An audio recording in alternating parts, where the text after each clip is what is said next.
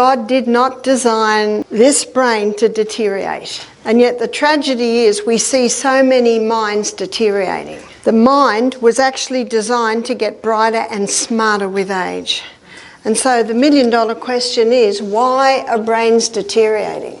Because as Newton's third law of motion states, to every action there is an equal and an opposite reaction. There is always a cause. Have you ever wondered why it seems like more people today are struggling with brain health issues than our ancestors did? Studies show that the percentage of neurodegenerative diseases in modern older adults is on the rise, impacting millions globally. But what's behind this trend? In this video, we'll explore the root causes of why our brains, which weren't designed to deteriorate with age, are facing so many challenges today. From lifestyle factors to environmental toxins, we'll break down what's really affecting our brain health. And that's not all.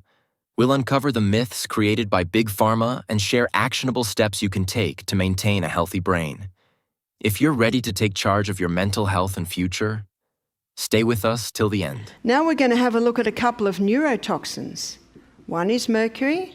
A neurotoxin is a brain poison. Where can we be exposed to mercury? In the silver fillings in the teeth? If you have silver fillings in your teeth, my suggestion is find a biological dentist and start having them removed. Because one of the problems with mercury, being a neurotoxin is a very big problem, kills the brain cells, can eat away at that myelin sheath. And when that myelin sheath is 3/4 eaten away, there's your multiple sclerosis. Now, Barbara O'Neill will describe neurotoxins that contribute to brain deterioration and how they're intertwined with our daily lives. The first major toxin is mercury. Mercury is commonly found in certain fish, such as tuna, swordfish, and mackerel, due to ocean pollution. It's also present in silver dental fillings and root canals. Over time, mercury from these fillings can accumulate in brain tissue, where it interferes with neural function, leading to cognitive decline and other neurological issues. Understanding these sources helps us take proactive steps to reduce exposure and protect our brain health. Alcohol. Alcohol is also a neurotoxin. There is no safe dose of mercury and there is no safe dose of alcohol. And in America, you have your history of the prohibition, 1920 to 1933. Did you know that in that 13 years, mental institution occupancy dropped to 8%? Jails were almost empty. Domestic violence almost wiped out. I was watching a documentary interviewing paramedics and police, and they said more than 50% of the calls we get Friday and Saturday night are alcohol related. And if someone has alcohol, how's their intellect, judgment and reason? Gone.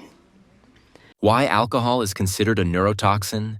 Because it directly affects the central nervous system and brain cells. Alcohol crosses the blood-brain barrier and disrupts the normal function of neurotransmitters, which are essential for communication between neurons. Chronic alcohol consumption can lead to neuronal damage, reduced brain volume, and impairments in cognitive functions, memory, and motor skills. This damage is partly due to oxidative stress and inflammation caused by alcohol metabolism, which can lead to the death of brain cells and long-term neurological disorders.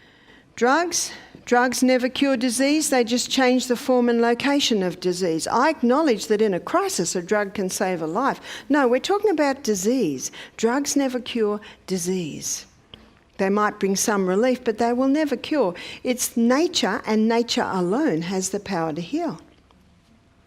So the drugs that directly affect prefrontal cortex function are in 3 classifications. One is your mind-altering legal drugs, also your illegal mind-altering drugs. One lady who works in a drug rehab, she said every Saturday night they come in, young people. She said, and they're just picking imaginary spiders off the wall. They'll never be the same again. What did they have that night? Often a cocktail. Alcopops? What's alcopops? This is vodka put with like a cordial sugar drink, so it tastes a bit better. And then often, to get a cheap kick, they'll go and get the no-dose. I think that's one we have in Australia. It's a high caffeine tablet, so you don't doze while you're driving. So you put these cocktails together and whew, you got a nasty mix there, which can kill the brain cells. If someone says to me, can you help my son? He's got schizophrenia. How old is he? 26. What's my next question? Has he done recreational drugs? Yes. Damage has been done. How drugs can be neurotoxin? Drugs, both legal and illegal, can act as neurotoxins by altering brain chemistry and damaging neural pathways. Illegal drugs like methamphetamine, cocaine, and heroin overstimulate the brain's reward system, leading to neurotoxicity and long-term cognitive impairment. Legal drugs, including certain prescription medications, can also have neurotoxic effects. For instance, long-term use of antidepressants may alter neurotransmitter balance, potentially leading to a paradoxical worsening of depression. Medications like anesthesia and some diabetic drugs can cause side effects such as depression by disrupting hormonal or neural pathways, affecting mood regulation. These substances can induce oxidative stress, neuroinflammation, and impair neural plasticity, contributing to mental health issues. Looking at what affects the prefrontal cortex, MSG, monosodium glutamate, causes the nerve cells on the tongue to overfire so that the food tastes fantastic. Do you know what that means? Rotten food would taste nice. It's a bit scary, isn't it? Make sure when you eat out at a very high-quality restaurant because their reputation is dependent on your experience with their good food. Monosodium glutamate is an excitotoxin. It causes the nerve cells on the tongue to overfire, so that's why the food tastes good. But if the nerve cells on the tongue overfire, they have a fire everywhere. And when this nerve cell overfires, it can get exhausted and die. And when that brain cell dies, it's gone. It does not regenerate. Monosodium glutamate, MSG, is a flavor enhancer commonly used in the food industry to intensify the savory, umami taste in foods. It is widely used in processed foods, fast foods, canned goods, snacks, and restaurant dishes, particularly in Asian cuisine. Consumers who appreciate bold flavors or prefer processed and packaged foods are the primary users. However, some individuals report sensitivity to MSG, experiencing symptoms like headaches or nausea. Chemicals, get the chemicals out of your homes, out of your toothpaste, out of your clothes, out of your laundry detergent. Start investigating what's in there. You've got shops here. In fact, we don't have shops like you have. Huge, big shops that sell all natural things. Yeah, biodegradable, so it's not hard. Be careful of your exposure to electromagnetic fields. Remember, the worst place to put your laptop is where? On your lap. Protect your family jewels. It's interfering with the reproductive organs of men and women. How many couples can't have children today? Now, it's not just the laptop on the lap. There can be other things that are contributing to that. But there was one study that showed that girls that had laptops on their laps in their adolescence, teen years, early 20s, they're in their 30s, having babies now, 47% miscarriage in those women. Because as the eggs are developing, they're getting affected by this electromagnetic field. That's not the same frequency as our body. We are electrical people, but it interferes with our electromagnetic field. Also, be very careful. Do you know 80% of Americans sleep with their phones, and the pillow doesn't protect you. It's got to get out of the bedroom. Make a choice to have an electromagnetic-free zone while you sleep. You'll sleep better. Electromagnetic fields, EMFs, can affect the brain by influencing its electrical activity and potentially disrupting normal cellular processes. EMFs, which are emitted by various electronic devices such as mobile phones, Wi-Fi routers, and other wireless technologies, can penetrate brain tissue and alter the activity of neurons. Medically, prolonged exposure to high levels of EMFs may lead to oxidative stress, which damages cells, including neurons. This can disrupt the production and function of neurotransmitters, impairing functions like memory, attention, and sleep. Some studies suggest that chronic EMF exposure could be linked to an increased risk of neurological disorders, though the extent of these effects is still a subject of ongoing research. Minimizing exposure by reducing the use of EMF-emitting devices, especially near the head, can help mitigate potential risks to brain health. Mold, the Bible says if the house is moldy, destroy it. I've had 2 guys do our program a few months apart that both got depression after moving into a moldy house. Do you remember what I was showing you about the oxygen? So when a person's breathing in mold, that's not oxygen. So a lot of their brain cells aren't giving 36 units of energy, only 2 units of energy. A moldy house can act as a neurotoxin due to the mycotoxins produced by mold, particularly the species Aspergillus, Penicillium, and Stachybotrys.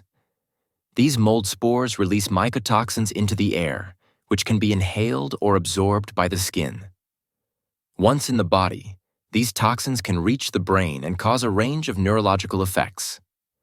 Mycotoxins can interfere with neurotransmitter production, leading to symptoms such as headaches, dizziness, memory problems, difficulty concentrating, and even mood disturbances like anxiety and depression. Long-term exposure to mold and its toxins can lead to chronic neurological issues, including cognitive decline and neuroinflammation. Now, as promised, we will learn how Big Pharma deceives us by creating myths and what we can do to keep our brain healthy while we still have time. We've been looking at the basic laws that govern the body and the brain. Sunshine. Our brain needs sun, and you know how it gets sun? Through our eyes. I don't suggest you look at the sun, but just being outside. And if you've got glasses, please take them off and find a tree and hang on to it for a while, just in case you can't see very well. Use of water. Did you know that our brain is a hydroelectric system? No water, no hydro, no electricity. Our brain cells swim in fluid. The electricity jumps from cell to cell via this hydroelectric system. And it's just not water, it's salt water. And we've been looking at the importance of having the whole salt. And apparently the local health food shop's wondering what's happening in the town because all the Celtic salt is sold out. 82 minerals in that salt. Sleep. Wow, this is one of the biggest deceptions, that we don't need much sleep. Dr. Matthew Walker, in his book Why We Sleep, he says 10 nights of 6 hours sleep a night, 50% less cognitive performance, 50% less physical performance. And the problem with 6 hours sleep is you feel okay. It's a deception. You are not okay. And it's in the early parts of the night, there's a cleaning system happens in the brain. So if we go to bed at midnight or 1 o'clock every night, year after year after year after year, do you know the cleaning system's not happening? And something builds up in the front part of the brain, and they're little calcified deposits. They're called little amyloid plaques. And every case of dementia, when they do a post-mortem on them, they find little amyloid plaques. A very famous British Prime Minister, Margaret Thatcher, she boasted that she only needed 5 hours sleep a night. And how did she spend the last 20 years of her life? Severe dementia. Ronald Reagan's another one, famous United States president. He boasted only on needing 5 hours sleep a night. It's a huge deception. Last 20 years of his life, severe dementia. During sleep, particularly in the deep and REM stages, the brain processes and consolidates memories, making it easier to recall information and learn new skills. The brain has a unique system called the glymphatic system, which becomes highly active during sleep. It flushes out toxins and waste products, including beta amyloid, which is associated with Alzheimer's disease. With less sleep, this cleaning process is incomplete, leading to toxin buildup and increased risk of neurodegenerative conditions. Sleep plays a critical role in emotional regulation.